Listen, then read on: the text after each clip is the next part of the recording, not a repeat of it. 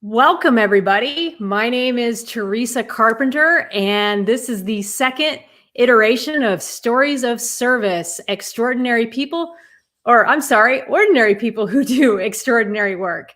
And I am the host of this podcast, and this is my second episode. So thank you all for joining me. And for those of you who will listen to the recording later, thank you for joining me on the recording. And today I am super excited to have my second guest. Her name is Jenni Harmon. I have known Jenni since I joined the Navy at 19 years of age. So for 25 years, I have known Jenni Harmon. We went to boot camp together. We became friends near the end of my boot camp experience. And then we went to aircrew school together. So she's also a former naval aircrewman. And so we went down to Pensacola together and spent about a month or a couple months at aircrew school. And then we went on to A school and just formed an amazing bond and have kept in touch over the years. And she is now a Navy veteran. She got out of the military. She taught yoga, raised a family, and she now skateboards. So she's done so many things, and she's also an artist. So I just can't wait for you guys to meet her, and I'm going to go ahead and bring her in. Jenni! It's awesome to be here. Thank you for inviting me. Well, thank you for coming on the call today. How are you doing? I'm doing fantastic. I mean, can you hear the birds where I'm at right now?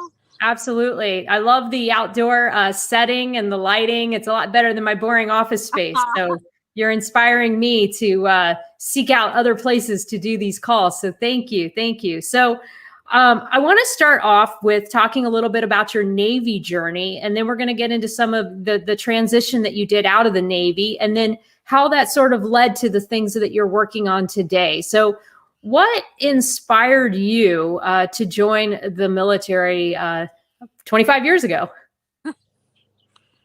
I love this question. I get this a lot. I think a lot of people are always interested in the whys, right? I was going to college. I didn't really know what I wanted to do. My first semester, I was partying a lot. I pretty much didn't go to my classes. Second semester, I had to move home because I didn't do very well with my first semester. So here I am going to college, and my mom and I get into an argument over, what are you going to do? You're not doing well in school. And I think in this argument, I said, well, maybe I'll just join the Army. It was like, well, fine. And I said, fine. And she said, well, maybe you should think about the Navy. And I was like, well, fine. And I remember I was washing dishes, and she went into another room, and I sat there like, actually, that doesn't sound so bad. Like, I can not go to school. I can travel. I can get out of here. I knew someone that had been in the Army, and I'd seen her afterwards, and that was it. I went into the recruiter's office. I took my test. Funny enough, I think I was supposed to be a gas turbine mechanic. I wasn't supposed to leave for about 4 months. And I called my recruiter up and said, hey, I need a reason as to why I'm failing all of my classes. And you need to get me out of here like, as soon as possible. Like, I cannot wait 4 years. So I got a call back, and it was maybe a week or two later, and you said, hey, I've got orders. You can go to aircrew. You have to leave in 5 days. And I was like, yes, I'm in. To get out and get out of Dodge, get out of town. So that's a wonderful story of why I chose to go into the Navy. But what I think a lot of people find is that sometimes you join the Navy because you're trying to escape something, or things aren't going well at home. And then you get into the service, and it's like, there's just all these experiences and opportunities that you just had no idea existed. And it opens your aperture of what is possible for yourself. It does. And that's why if I hear anyone that's thinking about going into the military, I'm always like, hey, before you go, do research, because you can choose what you want to do. You can have opportunities. You can even possibly decide where you want to go. So just make sure, you just don't go in blindly. I was kind of blind to it. I just wanted to get out and escape. It really turned out in my favor, my whole experience. So I'm very grateful for that. But yeah. So what made you decide to go avionics technician? I think I thought about, I had a feeling I wasn't going to stay in. I always Mhm. felt like I had this purpose in life. And it's funny, I didn't know what it was, but I knew I wasn't going to be in as a career. I just knew that in advance. And maybe that could have changed. I don't know. So I was thinking, what am I going to do outside of the military? And I felt like technician was something that you could transfer over easily, as opposed to, air warfare operator or an ordnance person. I just felt like that was more translatable. Yep, that was what played into my decision too. When we were at aircrew school and they gave us like the list, and I Yeah. looked at like AO and I'm like, oh, you build bombs or you load bombs. How's that going to help me on the real world? And then I saw AE and I'm like, oh, okay, repair circuits and wiring and things like that. So I thought, okay, this is something I could do outside the military. And so you were an air crewman, you were an AT. What aircraft were you on? P3 Orion. Mm-hmm. I was actually P3s. supposed to be on S3s, which, didn't you work on S3s? I did.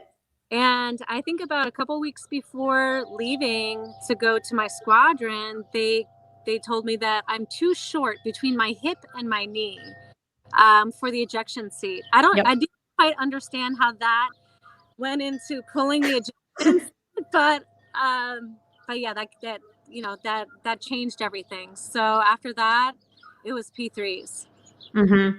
Yeah, I think that happens to a lot of people. I can remember getting measured for that myself, and I think I fell under that same category, and that was also why I initially went P3s in Keflavik, Iceland, and then I went S3s. Oh, So yeah, I spent about a year and a half in Iceland before I went over to S3s. Now, when you were at an AT, you had thought you would just do your first enlistment and get out. That was the plan all kind of going into it and all along. I think it was all along. I think from a long, like, earliest as I can remember, I always wanted to help people.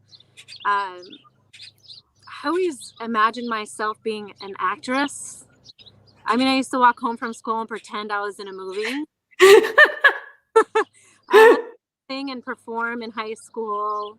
I just didn't see, and I'm very free. I need to be free, and I just didn't think that military life could give me that freedom. I think I think military life you can have freedom in certain ways. You You have much can. more than what I thought, Right. but yeah, I think you would have made an amazing storyteller if you I had gone into public affairs and become a creative. have the exposure to know that there's all these things out there, that it's Mm-hmm. everything that's here in the civilian life, it's pretty much in the military life. And I just didn't know that. Right. Yeah, there's social workers in the Navy. I Yeah. didn't know that until very further along into my career. There's not many, but there are. But you're absolutely right. There's room for everyone in the military, and I think that it still gave you a really good start in life, and I think it helped you understand kind of like, okay, this is the real world. This is what it's like outside of my town, outside of my upbringing. This is what being exposed to those different cultures and areas. Now, did you do any traveling? I've done a ton of traveling, and even just with our training, we went from one thing to the next. We were in Pensacola, we were in Millington, Tennessee, I was in San Diego for a little bit. And I think it's funny, I was having a conversation with my best friend about this today. She was also in the Navy with me. I met her in my squadron.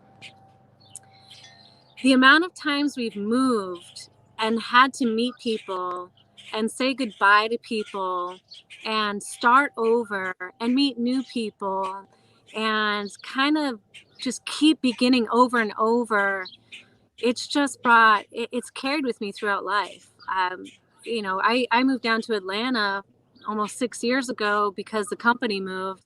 And when that decision came up, I was like, let's go. There's other people are like, like, move, like, oh my gosh. And I'm like, let's do it. It's so much fun. So I think a lot of things have carried over, relationships, connecting with people, being open and just learning about people, the different cultures, the diversity. It's just, it's just, there's so much you don't know. And I've learned so much, and I still know that there's just so much to learn about. Right. The thing that you said that really resonates with me is the idea that when you have to move so much, it definitely makes you more resilient because you're forced to forge new connections with people. I'm experiencing that myself being here in Norfolk. Right. First, Long ago. yeah, I've always been a West Coast sailor my whole career. Lived in San Diego a few times, up in Washington State, and then many, many years in Hawaii. And living out here, it's a different Navy. And I don't really I had some friends here, but you really are starting over again. And it's only about, I've been here about 8-9 months now that I'm starting to have some consistency with some of my friends here. And I think you're right that part of the military really helps us grow and be more resilient sometimes because we're so used to having to move around. So you get out of the Navy and you have this technician background. So then what do you do? I decided I'm not going to do anything with electronics.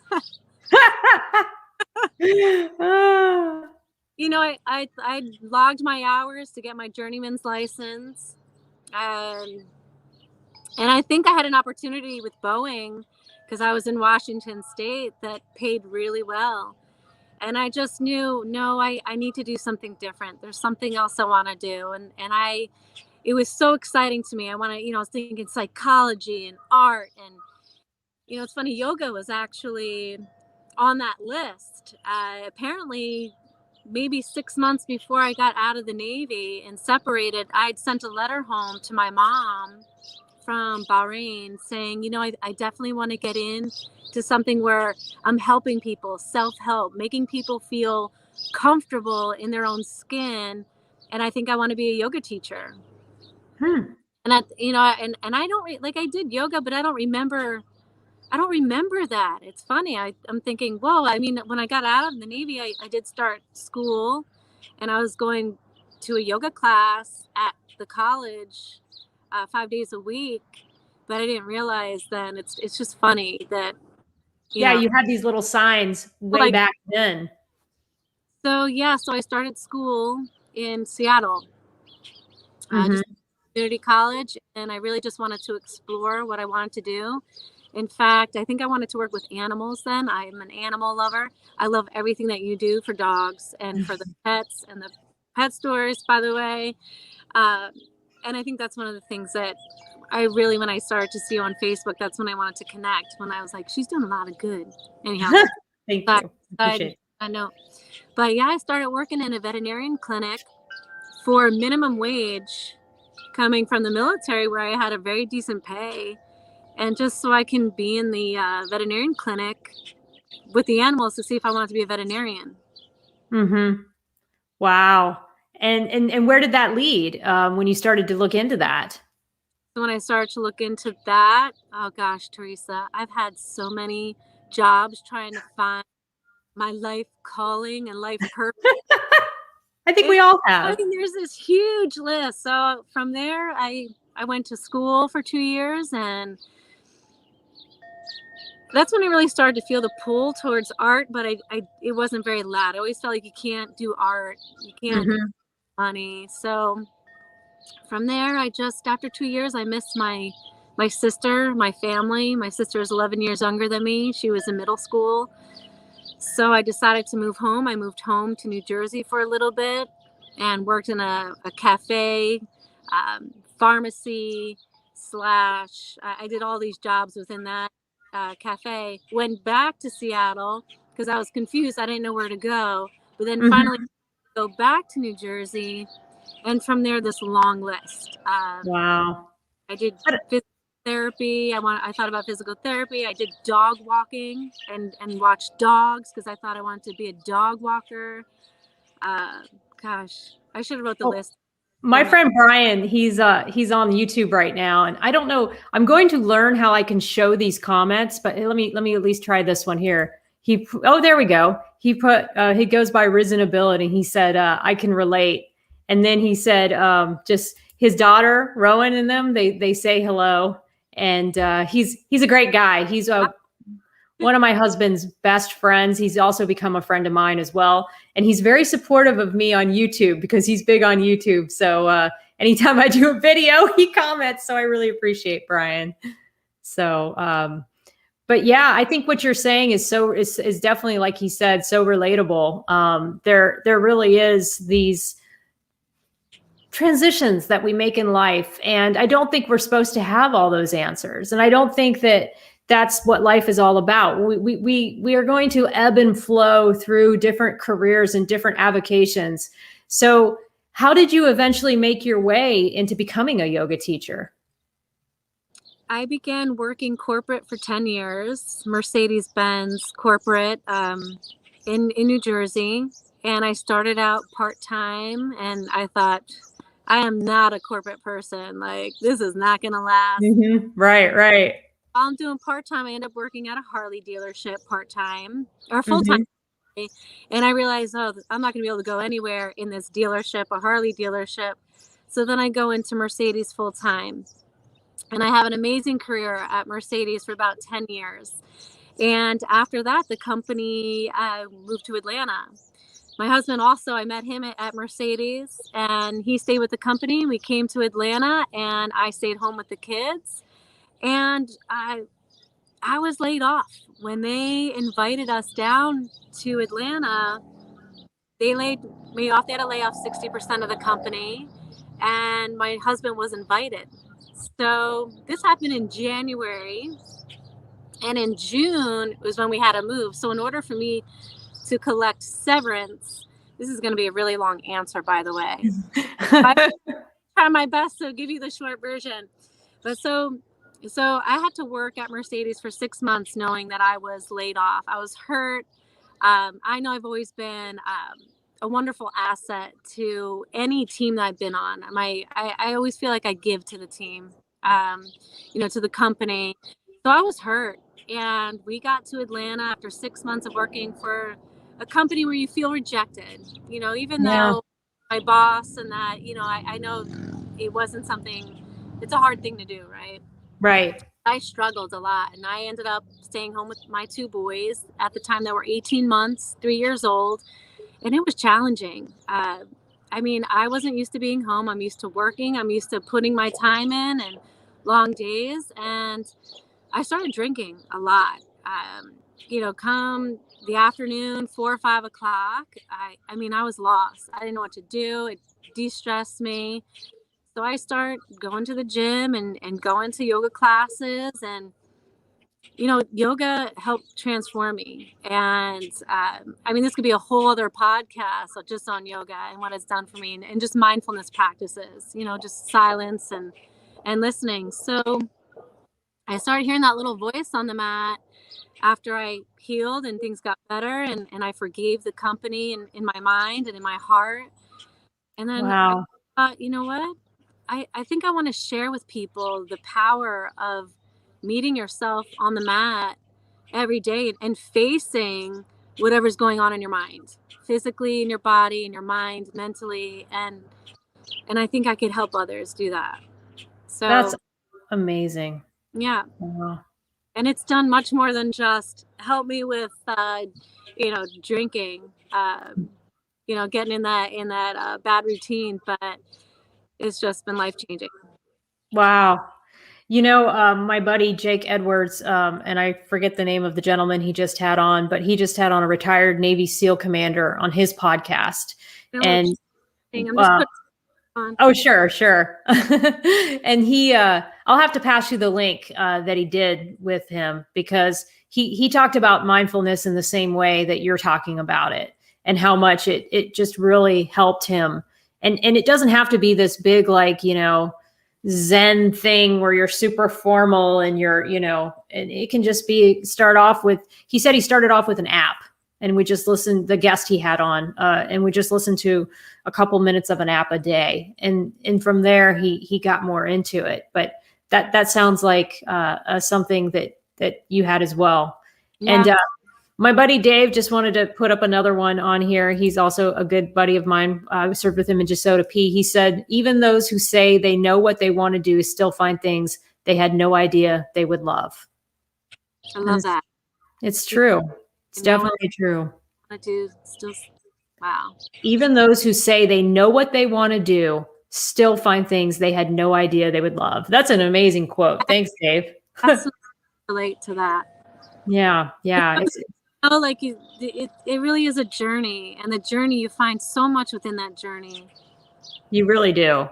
It is one of those things where like you just never know where life is going to take you and where your path is going to be. I always say you start off with sort of an idea of where you want things to go. Like I thought I was going to publish a magazine one day. When I was doing the Hawaii military pets for my accreditation and I started this comms plan to get my accreditation, I thought that was going to turn into a magazine and I was going to have this pet magazine and all these things. And I didn't.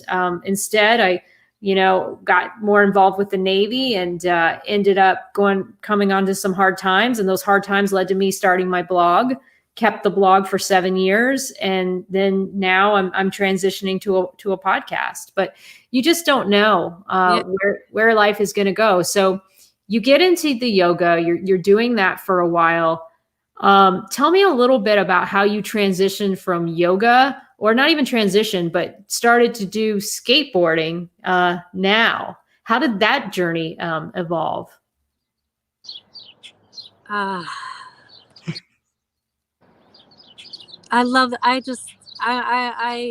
am so thankful for this. I've been keeping a journal since I was 8.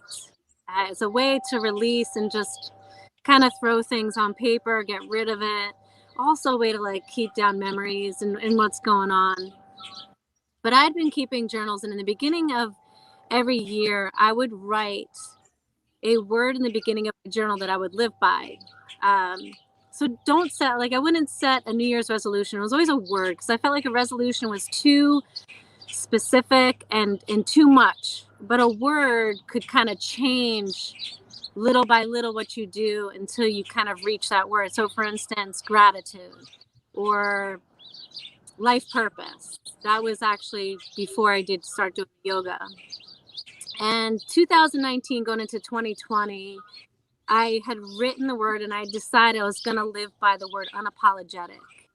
And that word started to shift everything that I do. It was making sure that when I make a decision on something, or when I have a choice, that it's coming from my true self, not what I think society or what my family or my husband or my kids. It was like, what do I really want? Like, what is it that I really want?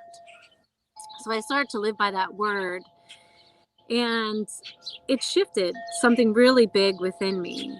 The pandemic hit, so like naturally, like a lot of people, your lives changed, and we kind of changed everything that we do. I was home with my husband, my 2 boys. We started going on bicycle rides. We started doing things outside, and eventually they were watching some YouTube videos on TV and they wanted to go to the skate park. So my husband looked up a skate park and we decided, let's bring the kids to the skate park. So we go to the skate park. They're out there and I'm out here watching these guys skate and the kids on their bikes, our boys on their bikes. They started on the bikes and it was so peaceful. It was kind of like this place that it reminded me of the ocean. Here I am in the middle of Georgia, far 5.5 hours from the ocean. But the way the wheels of the skateboarder sound, it just reminded me of being at the beach, hearing this, the rolls of the board are the wheels. Mm-hmm. On the sun. We ended up spending hours at the park, and we would bring our blankets, lunch, backpack, our backpack or our cooler full of stuff, a blanket, umbrella. Loved it. But I secretly was sitting there wishing that I just want to learn to skate. I just think it would be so cool. But I was like, no way, I'm too old. Like, I'm 43. Like, what am I going to, like, come on. So I'm having these thoughts in my mind. The kids get into skateboarding. I'm at my mom's house one day. She had moved to Georgia a few years ago, and she pulls out this old skateboard of mine. Now, I never skateboarded before. I was that girl that walked around thinking I was cool with a skateboard, but never actually rode it. I sat on it and went down hills. And yeah, so I think I hit someone in the head with it once because they made me mad in 5th grade. Like, I was not a skater. So we brought this thing home. It was so funny. It was like big, chunky wheels. And I think it said, I love somebody underneath it. So I crossed it out and put Paulie underneath it, the name of my husband. And that was it. We just kind of put it aside. The kids kind of played around on it, whatnot. And one day I'm bringing the kids up to the park and they're giggling. They're giggling the whole way. We throw everything in the van. They throw some stuff in the van and we're heading up there. And they're laughing, and I'm like, what? The whole time I'm thinking, what are you guys doing? Like, did you steal candy? Like they're up to something. So we get to the park, and they're still giggling. And when we get to the back of the van where they pull out their bikes and their skateboards, they pull out my skateboard. And I'm like, oh no. And they're like, Mom, will you please try and skateboard? And I looked at them, and I'm sitting here. And I think I paused even for a minute. And I'm thinking in my head, gosh, I've been thinking about this for a long time. Like, what am I teaching them? Right. Try something. I've been telling them, hey, you guys need to try this. You need to just go for it. You need to try it. So one, what am I teaching them if I don't try it? And then I was like, unapologetic. What am I teaching myself if I've been sitting here secretly wanting to try and I don't go out there? So here I am in my frumpy shorts, like shirt, frumpy. Like I didn't have, like I just frumpy that day. I have a video that I think from maybe the first or the second day. They brought my motorcycle helmet too. Like, you know, those little beanie motorcycle helmets. I don't ride anymore, but they brought it because I was using it on my bicycle. And yeah, I went out there and just started. And Wow. it was embarrassing. And I just kept that Sure. head. You know, there are these guys that are, you know, cruising through and doing all these tricks. And I just kept that word in the back of my mind. And it just Unapologetic. gradually, you know, what am I teaching myself? What am I teaching the kids? What am I teaching myself if I don't keep trying, if I don't keep pushing forward? Because so many people wouldn't have done that. Most people would have just dropped their kids off or sat at the picnic tables. They don't, you know, even myself included, you know, I have a lot of limiting beliefs about myself sometimes, and I won't try things. And my husband is not that way at all. He's just all in on anything, you know, just doesn't have any, and he doesn't mind being bad and crappy at something the first time. I can remember when he first did it's this sort of wave thing at the cruise ship. And, you know, you get on it and you boogie board down it. It's basically like this ginormous wave that pushes up against you. I forget, Flow Rider. And he just had no fear about it and didn't care if he just kept wiping out over and over and over again. He just went with it. Was it tough to keep falling in front of all these like seasoned kids? And did you have to kind of knock those negative thoughts out of your head? How did that? And still, and I think a lot of my Navy training, you know, a lot of our training that we go through, SEER school, you know, the survival training, PMA. Do you remember PMA, positive mental attitude? It was like drilled into my head. School. So a lot of that training comes back. A lot of the yoga comes into it because we're constantly, you know, these thoughts that you have in your mind, it's just a thought. Like you just got to push through the fear. You just got to just do it. You know, to be honest, I didn't fall a lot, but you know, one of the 14-year-olds at the park told me, look, if you're not falling, you're not trying hard enough, you know? So I don't fall that often, but maybe I'm not trying hard enough. I have had some falls, and you should see us get out of the car sometimes after being at the skate park. But the skate park is a beautiful, beautiful place to really face fears. And there's so many life lessons that I've learned as a parent, as a mom, as a 40-something-year-old, as a woman, as an adult, at the park. And Hmm. it's been beautiful. And pushing through fear is just one of them. And just Yep. keep going. Yep. Travis, another friend of mine, I'll throw his comment up there. He can relate. Can you see the comments on the screen as I'm putting them up? Yep. Now I see. Opening to new experiences, ways of thinking is a natural step in leadership and development. However, it can be tough. Yeah. It is. I mean, I think new experiences is something that's key in happiness, just in life and in content. I mean, if you're doing the same thing every single day too, what are you learning about yourself? If you're Hmm. not just trying something, just Right. trying those things that maybe you didn't think of ever trying. Do. I, Yeah. when I met my husband, he always wanted to do woodworking.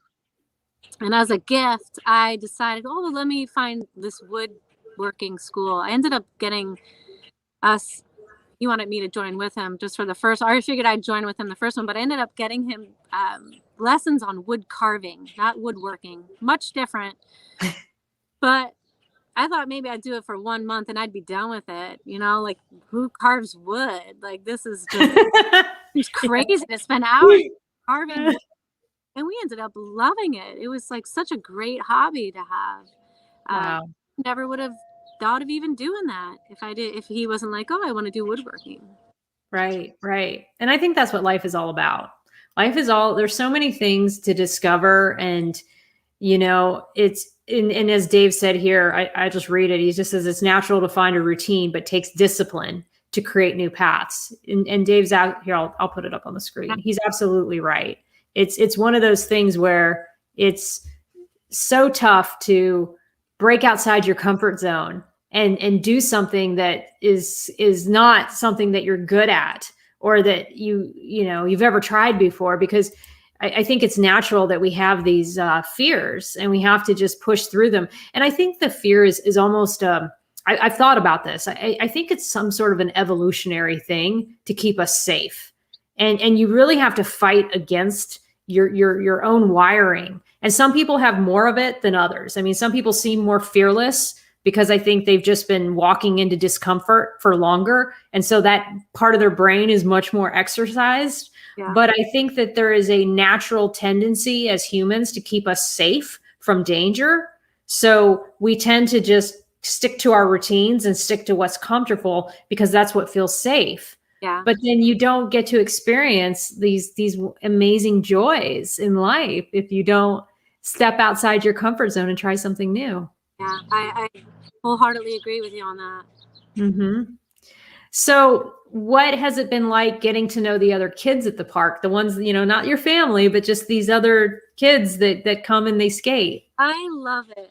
They have so much insight, these guys. I skate from kids as young as 4 that are coming out learning to, some of our friends now that we've really bonded with are, in their 50s or almost 50.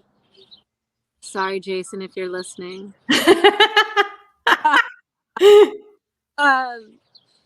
have a lot of really good insight, and I really have to pause and kind of take a step back because I don't want to be the mom out there. I don't want to be mothering them. Right. I find this a really good opportunity to put myself back into those shoes, because you forget what it's like to be an 8-year-old or a 14-year-old or a teenager or a 21-year-old. And it's great. I mean, I don't see age out there that much. I know that sounds crazy, but I think I know what you're saying. But I also feel like we're in this community. We're skaters out there. We're here to support one another and to cheer each other on and to kind of teach each other, because when we came in, when we started skating, my husband skates too. He started learning as well. Some of these guys took us under their wing and just started showing us stuff. Wow. You learn all these lessons. There's an etiquette out there. I didn't know there was an etiquette. So as a mom now, because I am the older person out there, I do take that kind of responsibility sometimes, because I understand if a teenager tells a younger kid the etiquette, sometimes the parents they don't appreciate, they don't recognize that they're just trying to help the kid. Does that make sense? And Yeah, so sometimes you need to step in with the parents, get involved and things like that. they, make sure they take their turns and just kind of explain the etiquette. And when I see these little guys come out there and want to drop into the bowl, haven't skated, I like to go over there and help them a little bit and show them where to go. But it's just, like I said, I don't really see age. We're just kind of all out there learning to skate together. That's neat. And I think it really, like what you were saying earlier, it does bring you back. If you just, you're not babysitting them, you're not telling them what to do, and that's one of my favorite interactions to have with kids, because I'm not a mom. So, and I don't mother. I like just treating kids like they're equals, like I became friends with a girl, one of my, Natalie, one of my husband's friends, the daughter. I just thought Ella, I just thought the world of her. And I think she's going to one day be this just powerful, strong leader. And I could already see it, even when I was hanging out with her and she was 4, and I just enjoyed her company. And, I didn't have to mother her, tell her what to do. It wasn't my job. I just sort of saw her as a little friend, and like somebody I like to hang out with. You see these teens out there, and, they're trying to find who they are. You have social media and society, but you still see their own personality and their own, personality shine through, and how some of them are artists and some of them are funny and some of them, are real technical skaters, and some of them, you just see all these differences, and it's just so inspiring. Wow. It's just inspiring, and it kind of allows me to be me.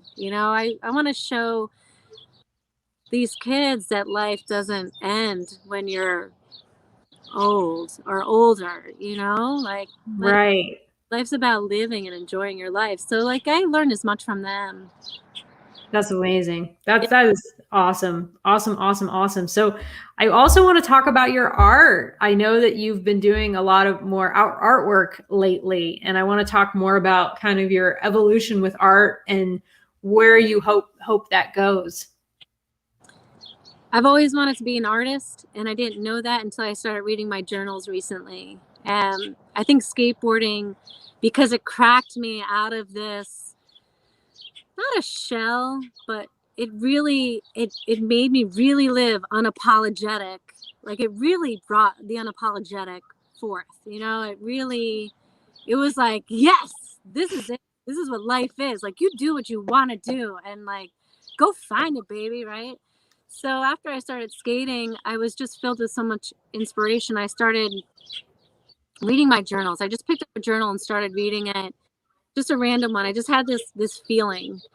And in it, I write that, I'm a dreamer, I'm an artist, I'm a writer. And as I start to read through my journals, I start to see this kind of repeated pattern of, I'm an artist, I'm a writer, I want to dream. And there's all and stuff and in my journals, and slowly things just started to shift. I started to take paints out and paint. My husband had built me a workbench to do woodwork, my wood carving on. So I kind of started shifting things in our unfinished basement to make this little studio.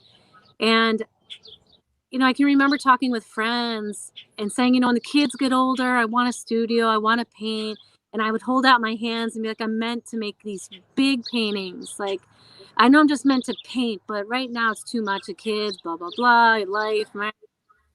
So slowly, my studio just started happening, and I found myself going downstairs and painting, and things were just coming out, and it just felt 100% right.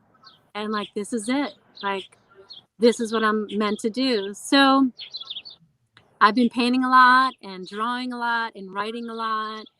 And I think what I'd like to do is commission some work and just have these paintings people look at that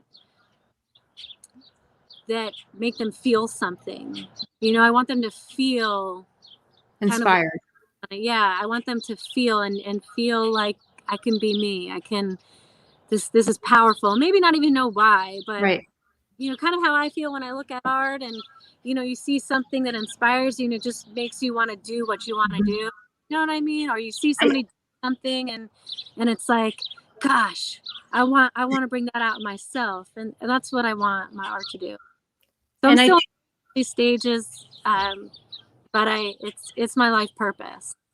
I believe it is too, Jenny. And I think that everybody, and this is just my opinion, I think that everyone is a creative. I think that everyone has the ability to be artistic. What people don't do is take the time to be bored enough to dig into their creativity. Because and I don't mean bored as in, oh, I have nothing to do. I mean more like white space. Like we've got to spend less time on these and more time just sitting and being, so that we can be inspired to create. Because I know when I have just a little bit of free space and time to think and to kind of sit with my thoughts, that's where all the ideas come.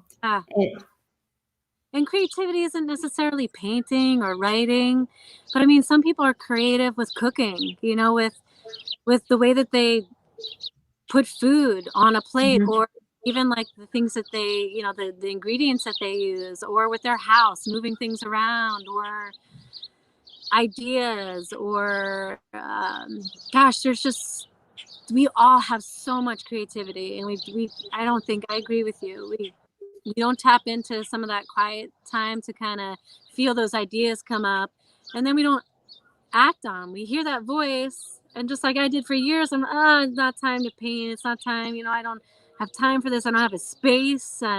We just need to make that, we just need to do it, just right. Go do it and enjoy it. The garden, I mean, the garden's another place. So many people are so creative in the garden, Right. Anything. Yep. And I think that it helps you learn about yourself. It allows you to deepen into a craft and get better at it over time. I can relate with just this podcasting stuff. Now it's, oh, I've got this software, but now what about soundproofing the room? What about getting a better microphone? What about, and you just start to learn, like, there's just so much to this art form as well, that anyone can have the ability to get better with and do more over time. So it's been an enjoyable endeavor to get into. So I'm interested in what your kids and your family, how they see sort of what's going on in the evolution, because it just seems so interesting how you've just kind of transitioned from one endeavor to the next, to the next, to the next, and now you've got a website. And I love watching your journey. I love that they see this transition. I love that they see these things that I try. I love that I go to school, that I went to school for yoga teacher. I almost started a master's and quickly realized, nope. And the master's was positive psychology. So I got into my first class, we start class. And I thought, nope, this isn't what I want to do, because I was being unapologetic about it. I thought helping people. But I love that they see that I'm searching and that I'm trying. And as soon as I said I'm an artist, I'm writing, I mean, my kids are just, they're telling everybody, my mom's an artist, a yoga teacher, a writer, and I'm like, whoa, skateboarder. Painting, and this is like a year ago or however long ago. But I think they're very easy to it, because they see how it makes me feel. They see the joy that it brings. So I think that's important, and that's why they're so accepting of it. Oh, well, if mom decided this isn't right for her because it doesn't feel good to her, doesn't feel right or true to her, then she's trying something else. So now I know that you haven't, you were working full time for some of this time that you were doing some of this, and then some of the time you were able to just devote your time to your kids and then be able to do some of these endeavors. How would you advise somebody who is trying to get into all these things, but then they still have to balance their, getting a livelihood, paying their bills. Do you think it's possible, and how did you do it when you were in those positions? That's a really good question. And I think a lot of people have that same question. And I had that same question for myself. I don't have time for this. Gosh, I think one of the biggest things is, if you're a morning person or a night person, recognize that, and either get up earlier or time later. That is key. I get up every day, 5 o'clock, 5 a.m., if not earlier. I'm a morning person. Me too. So that's my time, but I make sure I have that time in the morning. I think also people think you need to have this big chunk of time to do something in a day. And I think if you just carve out an hour and just promise yourself you'll do it for 15 minutes, whatever it is, you'll find that you'll want to spend more time, whatever it is you're doing. As long as you take that step and make that a priority, whatever it is you want to do. Right. And I think there is a balance with kids. I can't have a big chunk of time to paint, but I can have several little chunks throughout the day to do something creatively or do something that I want to do, whether it's a walk, whether it's skating. Thankfully, as a family, we skate together. So that has been a super bonus to the skating. And I think that's also maybe not a bad thing to consider too. If it's something you want to try and you have a family, maybe invite everybody in the family to try it. Right. And make it an endeavor that everyone is doing together. And then that way it becomes this thing that everyone shares. And I think that is also the key to a lot of our activities. I know that it's that way with our dog. I mean, that's the things that I share with my husband, or things that, that are going on with our house, and we definitely try to do as much as we can together, because, we want to make the most out of the time we have left, we're all not going to live forever, and we want to make the years that we do have as enjoyable and as fulfilling as possible. Wow. I thought we would just talk about the skateboarding, but you really opened my eyes about, really, this is an evolution in creativity. And this is so much more than just the skateboarding. It's sort of your overall philosophy about life and how you've approached your life and your love and your passions, which have really turned into something amazing and have made you who you are today. And you are an inspiration to a lot of people. And I'm really enjoying this conversation. And in fact, Christian Patterson, he's also enjoying the conversation as well. And he's an amazing soldier and fellow person I serve with. So really appreciate some of the advice and the things that you're sharing with us today. I think what you're saying is so inspiring, and I think that more people need to understand how to do it. What would you say to people who are just like, I don't know what to try. I don't know what to get into. I don't even know what I'm good at. I don't even know what I enjoy doing. A lot of people don't even know where to start. Yeah, where to start? I think there's a couple of things we can do. I think, and I'm trying to think of like how I started doing this.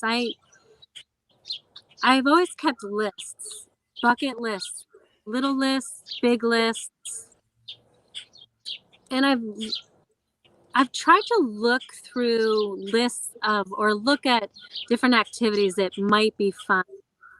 And I think a good way to kind of understand if it's something you want to try or not is if you look through a list of something like skydiving, anything, video game, whatever it is, a list of any kind of activity, things to do. Start to notice your energy when you think about something or wanting to try something. If it's something that lifts you like up and your body language changes and you start to feel this energy lift, maybe put that on your list. If you start to feel heaviness, maybe it's not something you really want to try. I think a lot of times we think we have to try something because it's like the cool thing, or Mhm. wow, that's so amazing that person can do that, and that's not always what's right for us. So starting to maybe think unapologetically about what you would really be interested in, keep a place for that. And then, Mhm. maybe look at what's an easy task to do. Or maybe it's just looking up something. Where could you even go to this or try this, or a class on this, or a YouTube video on this?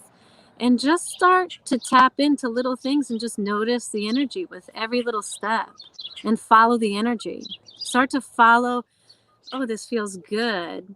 Or if it doesn't feel so good, or I feel heavy, then try something else. Mhm. Did that make sense? It does, it does. I did something similar the other day. I went through like all my blog posts from 2014 on, and I wanted to see sort of what were the things that I wrote about the most.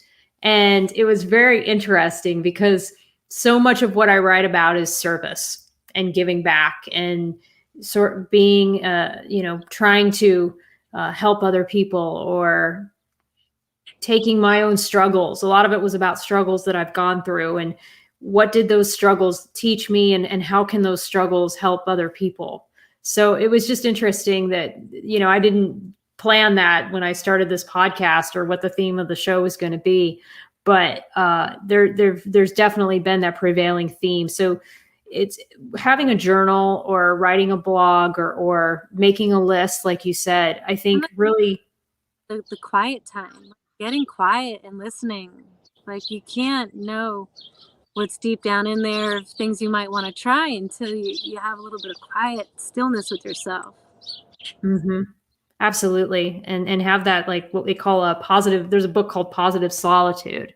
and it's a really amazing book about creating that white space for yourself so that you can kind of deepen into who you are and the things that you enjoy doing. Wow. I've really enjoyed talking to you today. I think that this conversation will inspire a lot of people to dig into what it is that they're most passionate about and the things that they enjoy doing the most. Um, what I guess my last question for you, and please bring up anything that I haven't mentioned, but what is it that you hope people will take away from our conversation? I just, I want people to live for themselves and to really to try new things. That's the to live unapologetically. I think I say unapologetic a lot. To live unapologetically, it's a really hard thing to do. It's really hard to do, but it takes practice. And to just follow the energy of those things that make you feel good and to keep trying to discover new things. And age is no factor.